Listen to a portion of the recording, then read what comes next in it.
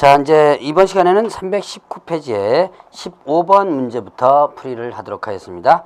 자, 다음은 주거용 건물의 임대차를 성사시키면서 개업공개사 간 중개이다. 틀린 것은 했어요. 그 3번을 보면 계약 만료 시 임대인이 보증금 주지 않을 경우 이사를 간 후 1월 이내 법원에 임차권 등기명령 신청하라고 설명했다.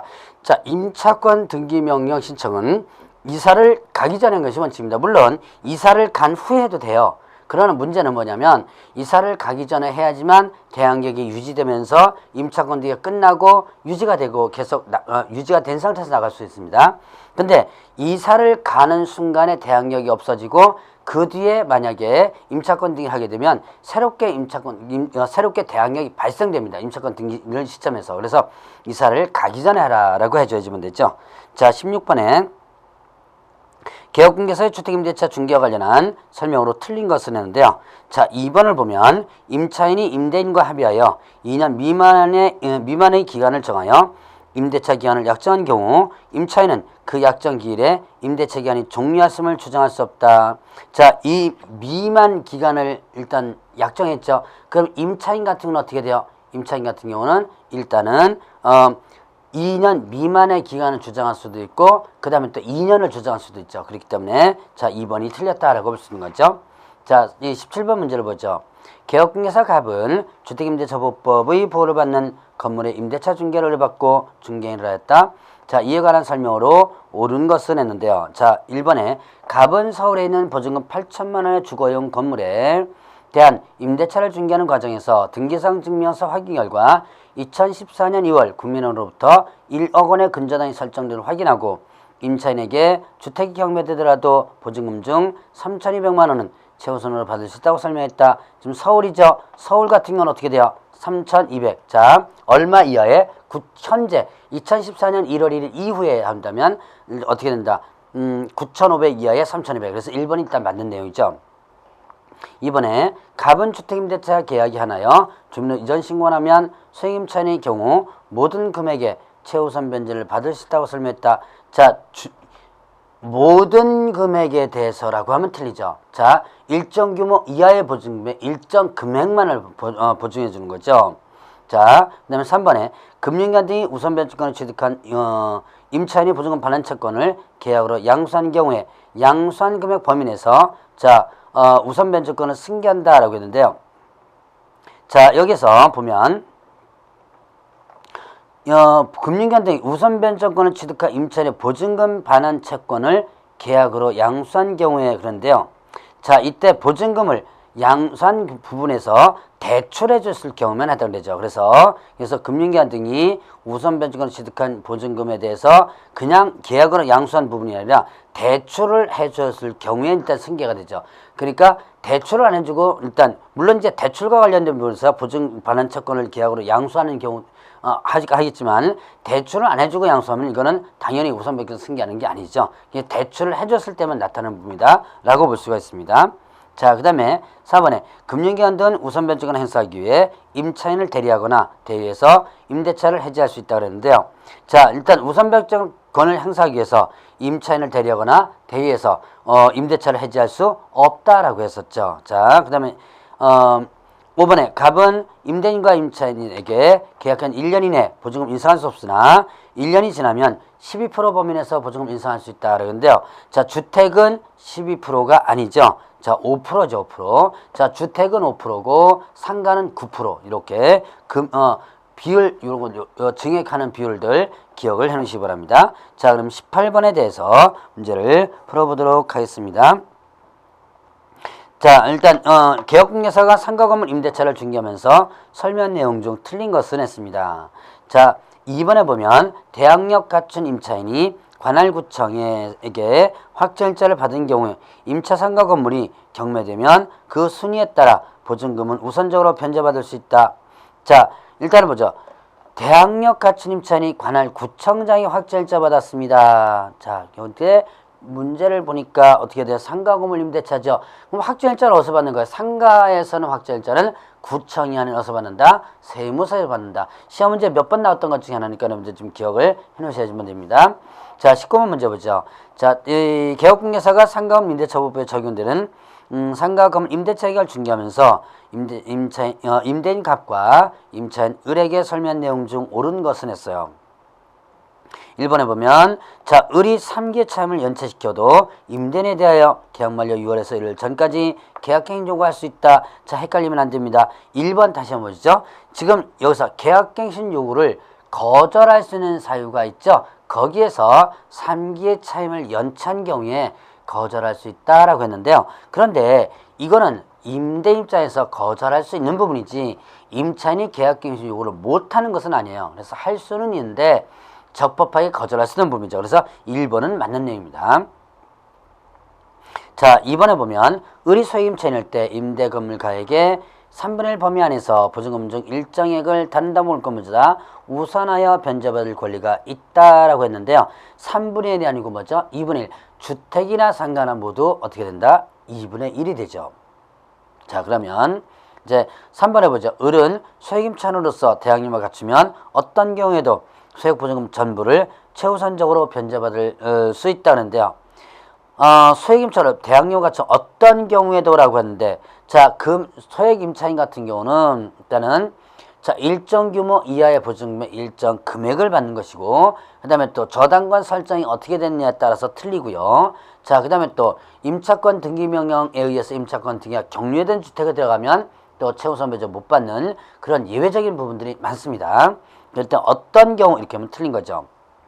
4번에 갑과 을이 상가 건물의 임대차 계약을 1년 미만으로 정하는 경우에 갑과 을 모두 그 기간의 유예함을 주장할 수 있다. 자, 1년 미만으로 정한 임대차에 대해서 그 유효함을 주장할 신자는 누구였죠? 임차인이었죠. 자, 임차인이었다는 거. 모두라고는 틀리죠. 5번에 상가 건물 임대차보호법은 일시사유 임대차를 제외하고는 사업자 등록 신청이 대상이 되는 모든 상가 임대차에 적용된다라고 했는데요.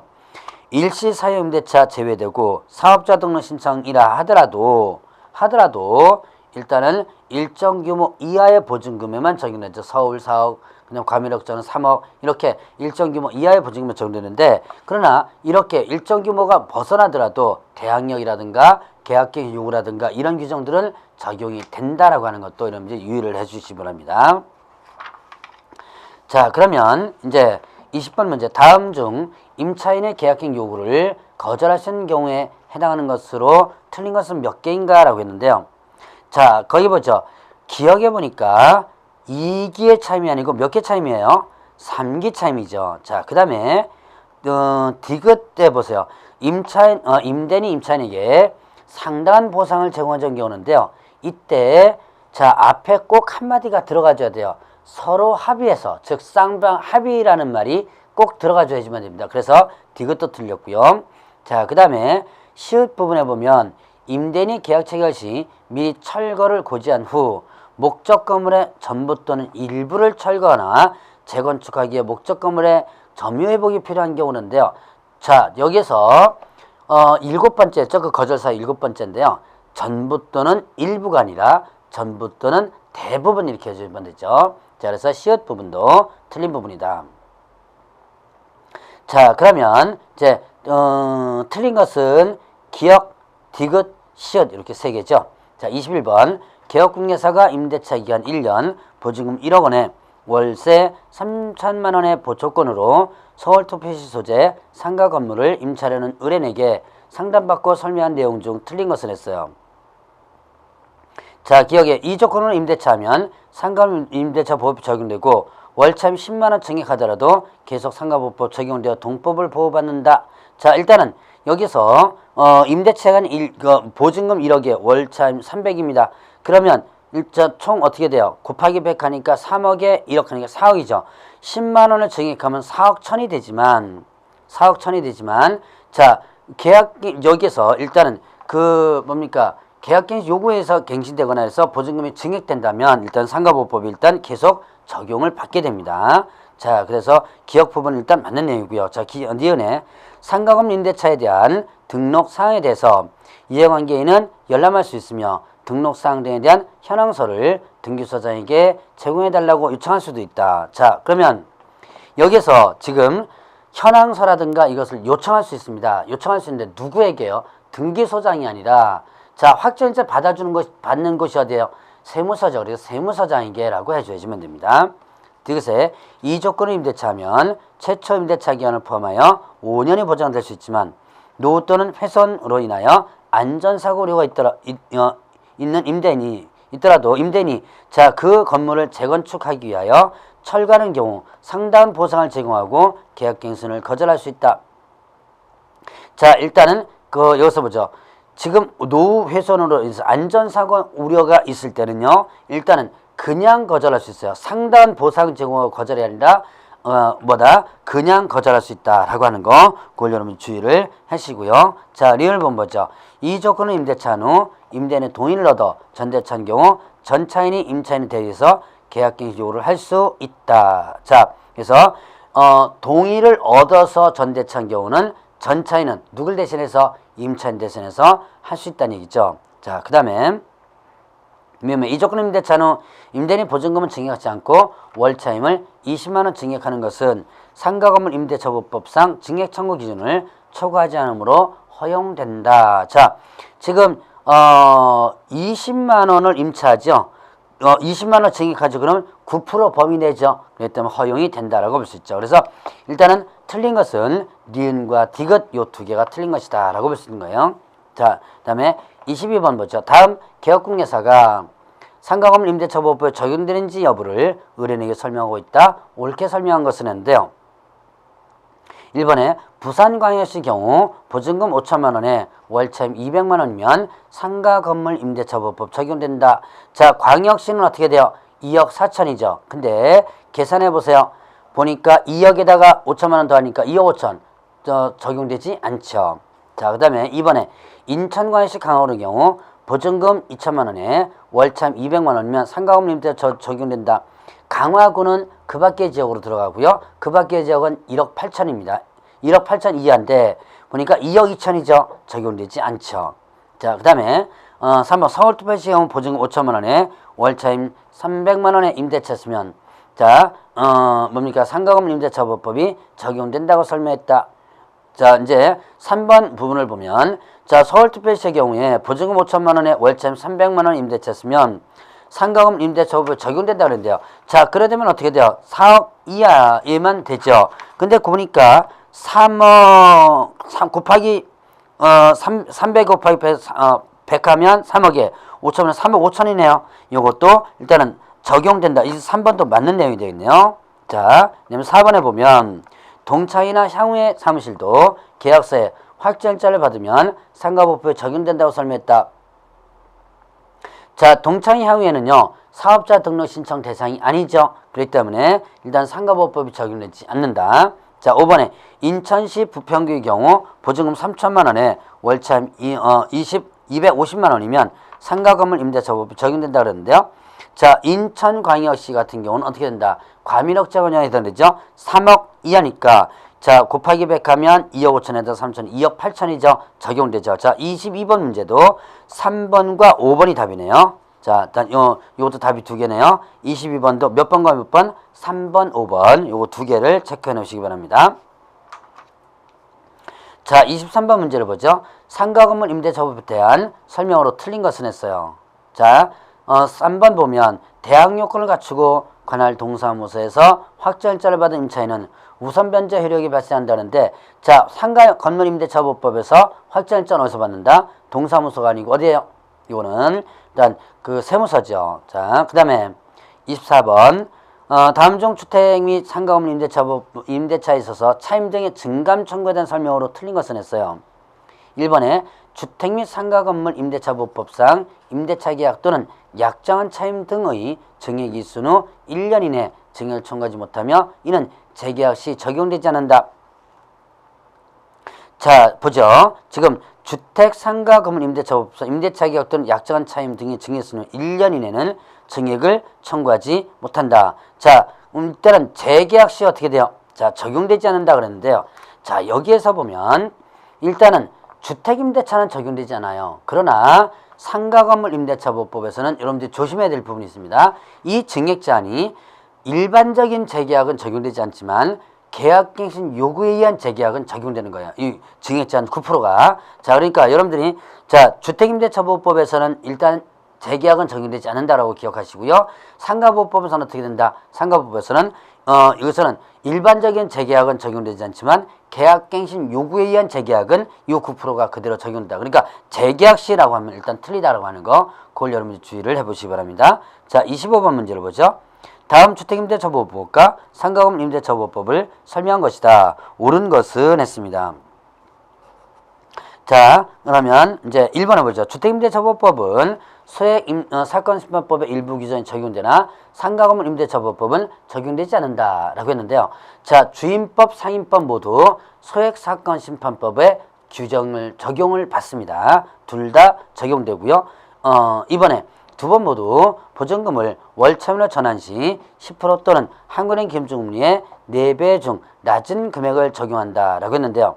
자, 주택은요 10%와 4배 중에서 낮은 금액이고요. 상가는 어떻게 된다? 12%와 4.5배 중에서 낮은 금액입니다. 그래서 각각 틀리죠. 자, 3번에 주택임대차보호법은 일시사임대차에 대해서 적용하지 않으나 상가건물 임대차보호법은 일시사임대차 적용된다. 둘 다 일시사임대차 적용 안 되고요. 4번에 두 번 모두 임대차 기간이 끝나도 보증금 반환받지 않을 경우 법원에 임차권득이면 신청할 수 있다. 4번이 맞는 내용이네요. 그 다음에 5번에 두 번 모두 임차인이 계약기간 만료 6월부터 1월 전에 계약갱신 요구할 수 있다. 자, 계약갱신 요구는요. 주택임대차보호법은 없고 상가건물 임대차보호법은 있습니다. 그래서 주임법은 없고 상가법은 있는 제도다. 자, 그래서 차이점들을 여러분들 구분해 보시고요. 자, 26번 문제 보죠. 다음 상가건물 임대차보호법상 계약갱신 요구에 대한 설명 옳지 않은 것은 했는데요. 3번에 보면 임차인이 최초 임대차 기간을 1년으로 정한 경우 계약갱신 요구 기간은 5년 범위 내에 수 있다. 자, 최초 임대차 기간을 1년으로 정했습니다. 그러면 이때 계약갱신 요구에 대한 기간 범위는 최초 임대차 기간을 포함해서 몇 년이었었어요? 5년이죠. 그러니까 최초 임대차 기간을 포함해서 5년이니까 1년간 지금 일단 이제 계약갱신 요구할 때는 1년을 빼야죠. 그러니까 4년 범위 내에서 일단 할 수 있게 되는 거죠. 27번. 다음은 주택임대차보호법과 상가건물 임대차보호법을 설명한 것이다. 옳은 것은 했습니다. 자, 1번에 법정갱신은 주택임대차보호법에서 인정하고 있으나 상가보호법에서 인정하고 있지 않다. 자, 1번 같은 경우는요. 주임법, 상임법 모두 인정됐죠. 자, 2번이 맞는 내용이고요. 자, 3번 같은 경우는 어떻게 돼요? 주택은 2년, 상가는 1년 이렇게 되죠. 4번 같은 경우도 자, 그날부터가 아니라 뭐예요? 그 다음날부터 이렇게 되죠. 5번 같은 경우는 자, 두 번 모두 어떻게 돼요? 두 번 모두 2분의 1 이렇게 됩니다. 자, 그런 차이점들 구분해 보시고요. 자, 28번 문제. 개업공개사가 상가건물 임대차를 중개하면서 설명한 내용 틀린 것은 했습니다. 자, 그 2번을 보세요. 사업자 등록을 마친 상가건물 임차인이 자, 폐업 신고를 하였다가 다시 같은 상호 및 등록번호로 사업자 등록을 한 경우 상가임대차보호법상의 대항력 및 우선변제권은 그대로 존속한다. 같은 상호, 같은 등록번호. 자, 폐업했다가 같은 상호, 같은 등록번호 했습니다. 그래도 어떻게 한다? 그래도요, 폐업하는 순간에 대항력이 상실됐다가 다시 사업자 등록하면 대항력이 생기는 것이지 여기서 그대로 존속하는 것은 아니다라고 하는 거 조심하시고요. 자, 그러면 29번. 자, 상가권리금에 대한 내용 틀린 것은 자, 일단 제가 그 기본 정리할 때, 요약 정리할 때 권리금에 대한 상가보호법 내용을 일단은 정리를 해드렸습니다. 그러나 요 상가권리금에 대한 부분은 판례상 나타나는 부분이에요. 그래서 이 판례와 이제 이 상가보호법의 권리금을 같이 여러분들 좀 기억을 해 놓으시기 바랍니다. 자, 틀린 것은 했는데요. 자, 여기 5번을 보세요. 상가 건물의 소유주가 상가 개설업자에게 점포의 임대 분양권을 수여한 경우 상가 개설업자가 임차인으로 받은 권리금에 대하여 소유자에게 반환 의무가 있다는데요. 이거는 실제로 판례상 보면 반환 의무가 없다라고 되어 있습니다. 자, 그거 주의하시고요. 자, 30번 문제로 들어가죠. 다음은 부동산 실거래자 명의 등이나 법률에 관한 기술 옳지 않은 것은 했습니다. 1번에 보면 자, 실거래자 명의 등이라는 법률의 적용 범위는 부동산 소유권 이전 및 물권에 미치며 가등기에 미치지 않는다 그랬는데요. 가등기까지 미칩니다. 단 이때 가등기가 소유권 보전 가등기만 해당되고요. 담보 가등기는 해당되잖아요. 담보 가등기는 명시타 약정에 해당되지 않는다 그랬죠. 자, 31번 보죠. 신탁자 갑과 수탁자 을이 명시타 약정을 한 뒤 신탁자가 수탁자에게 자금을 지원하여, 자, 자금 지원 소리가 나왔습니다. 그럼 뭐예요? 이거는 뭐 해당된다? 계약명시탁이죠. 자, 지원하여 수탁자가 매도인 병과 일단 갑을 사이에 명시타 약정 사실을 알고 있습니다. 자, 알고 있다는 거죠. 알고 있고요. 매매계약 체결하여 소유권 이전 등기가 을면에 격려된 뒤 을이 정과 매매계약 체결 이 정이 소유권 이전 등기를 격려했다. 이에 대한 설명으로 옳은 것은 했습니다. 자, 이거를 한번 칠판에다가 한번 적어보고 보죠. 신탁자 갑과 을이 명시타 약정을 했었습니다. 자, 그리고 매도인이 누구예요? 병이죠. 그러니까 자, 여기에 병이 매도인이고 을이 매수인이죠. 얘가 매도인이고 얘가 뭐가 된다? 매수인이고요. 그리고 자, 갑이 뭐가 되는 거예요? 갑이 얘가 지금 돈을 대준 자금 제공자가 되겠죠. 자, 그러면 병과 을 사이에서 매매계약 체결하고 등기를 병과 을 사이에서 냈고요. 을과 갑 사이에서 명시탁 약정을 맺었죠. 갑이 을에게 자금을 제공했죠. 신탁자, 수탁자 찾아보시죠. 여기에 지금 신탁자가 누구예요? 돈 대준 얘가 뭐가 된다? 신탁자가 되고 그 다음에 물건산 등기부상 명의자가 얘죠. 얘가 수탁자가 되는 거죠. 그 다음에 을이 누구한테 팔았죠? 정에게 팔았죠. 정은 뭐가 된다? 제3자가 된다. 자, 지금 여러분들 문제는 이 그림을 설명하고 있는 부분입니다. 자, 그러면 어떻게 돼요? 을과 갑 사이 명시탁 약정 무효이고 자, 근데 등기를 따져봐야죠. 근데 거기 문제에서 보니까 이 병은 갑과 을 사이에서 명시탁 약정이 있다는 사실을 알고 있는 상태죠. 그럼 알고 있다면 등기는 어떻게 된다? 무효가 되는 거예요.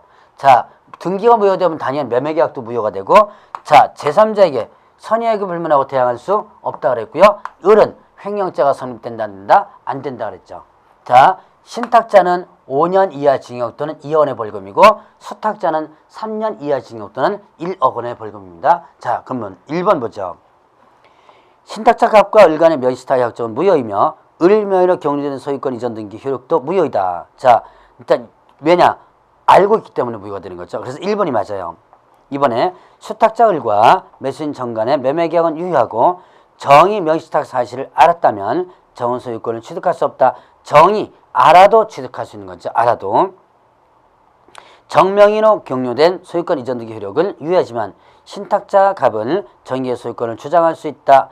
주장할 수 없죠. 자, 그 다음에 의뢰 처분 행위 횡령죄로 처벌된다. 이거는 자, 계약명의 신탁에서는 횡령죄가 적용되지 않는다 그랬고요. 을은 1년 이하 징역이나 3천만 원의 벌금에 처한다. 자, 을이 누구죠? 수탁자죠. 수탁자니까 3년 이하 징역 또는 어떻게 된다? 1억 이하의 벌금 이렇게 됩니다. 자, 이제 32번 문제죠. 다음 중 부동산 실거래자 명의 등이라는 법률에 설명 옳지 않은 것은 했는데요. 3번에 보면 명의 신탁자는 매도인에 대하여 매매계약 기간 소유권 이전 등기를 청구할 수 있으나 그 소유권 이전 청구권을 보전하기 위하여 매도인이 대의해서 명수탁자에게 무효인 등기명의 말소를 구할 수 없다는데요. 자, 일단은 명의 수탁자에게 등기 명의 말소를 구할 수 있죠. 자, 그래서 누구를 대해서 매도인을 대위해 가지고 신탁자가 수탁자에게 등기의 말소를 구할 수 있는 부분이죠. 자, 그래서 3번이 틀렸고요. 34번. 다음은 개업공개사가 의뢰인에게 부동산 실거래자 명의 등이라는 법률에 대하여 설명한 내용 바르게 설명하지 못한 것은 했습니다. 3번에 보면 명의신탁 약정을 원하는 의뢰인을 위하여 중개를 한 개업공개사는 방조자로서 1년 이하 징역 또는 1년 이하 1천만 원 이하 벌금을 처한다는데 그런데 방조자는 머릿속에 무조건 뭐라고 기억하라. 방조자는 1년 이하 징역 또는 어떻게 된다? 3천만 원의 벌금이에요. 방조자는 머릿속에 1년 이하 징역 또는 3천만 원 벌금 이렇게 여러분들 기억을 해놓으시기 바랍니다. 34번 보죠. 다음 부동산 실거래자 명의 등은 법률에 관한 설명이다. 틀린 것은 이번에 면시탁 약정의 무효와 면시탁 약정에 따라 행해진 등기에 의한 부동산에 관한 물권 변동의 무효는 선인 경우에 한해서 제3자에게 대하지 못한다. 선이 악이 불문하고 대하지 못하는 것이죠. 자, 그 다음에 35번 유연 면시탁에 관한 개혁공개서 설명으로 틀린 것은 자, 4번을 보시면 면시탁자로부터 신탁재산을 매수한 제3자가 면시탁자의 배명에 적극적으로 가담한 경우 대외적으로 면시탁자 재산소사의 매매가 유효하다. 적자 아는 것만으로는 일단은 해당되진 않는데 알면서도 적극 가담해서 했다면 어떻게 한다? 그것은 무효다라는 부분이었죠. 자, 36번 마지막이죠. 다음 중 부동산 실권이자 명의 등의 법률에 의한 벌칙에 대한 설명으로 옳지 않은 것들인데 1번에 보면 명의수탁자 및 교사자는 3년 이하 징역 또는 2억원의 벌금이다. 수탁자 교사자는 어떻게 돼요? 3년 이하 징역 또는 1억 이하의 벌금 이렇게 되죠. 자, 그러면 이제 다음에 332페이지에 경매와 관련된 부분을 보죠. 자, 경매와 관련된 부분에서 보면 이제 여러분이 경매와 공매 요에 대한 내용을 갖다 여러분들 좀 기억을 해 놓으셔야 되는데 자, 경매는 일단 강제 경매와 임의 경매로 나눠지죠. 강제 경매는 집행권원에 의한 경매라고 그랬어요. 집행권원. 그래서 확정된 이행 판결이라든가 지급 명령, 그 다음에 가집행 선고 판결이라든가 자, 그 다음에 각종 화해조서, 공증된 금전차권 문서 이런 거 있죠. 자, 이거에 의한 경매가 강제 경매고 담보권 실행 경매는 자, 이건 뭐예요? 저당권이나 전세권 이런 담보 물권 있죠. 자, 전세권은 물권은 아니지만 자, 이런 그 뭡니까? 담보와 관련된 부분이었죠. 자, 일단 담보와 관련된 전세권이라든가 그 다음에 또 저당권 여기에 관련된 부분에 대해서 근거해서 경매가 나는 것이 바로 뭐가 된다? 담보권 실행 경매다. 이런 담보권 실행 경매가 되기 위해서는 피담보 차권이 존재해야 되고 그 다음에 또 이행기가 돌아야 되고 이행 지체가 있어야 된다라는 부분이 있었죠. 자, 그러면 이제 여러분들이 공매부터 보죠. 여러분들 공매는 334페이지에 나오는 부분인데 자, 경매와 공매를 일단 먼저 설명을 하고 그 다음에 이제 경매 절차를 일단 들어가도록 하겠습니다. 자, 일단은 경매는 이제 이렇게 강제 경매와 임의 경매로 나눠지고 공매는 어떻게 나눠진다? 자, 이 비업무용 부동산 공매와 그 다음에 또 압류 부동산 공매로 나눠져요. 자, 비업무용 부동산 공매 같은 경우는 뭡니까? 금융기관 등이 채권을 회수하기 위해서 경매를 신청했다가 나중에 그 대금을 회수하지 못했을 때 내가 직접 경매 절차를 참가해서 사는 부분이 있어요.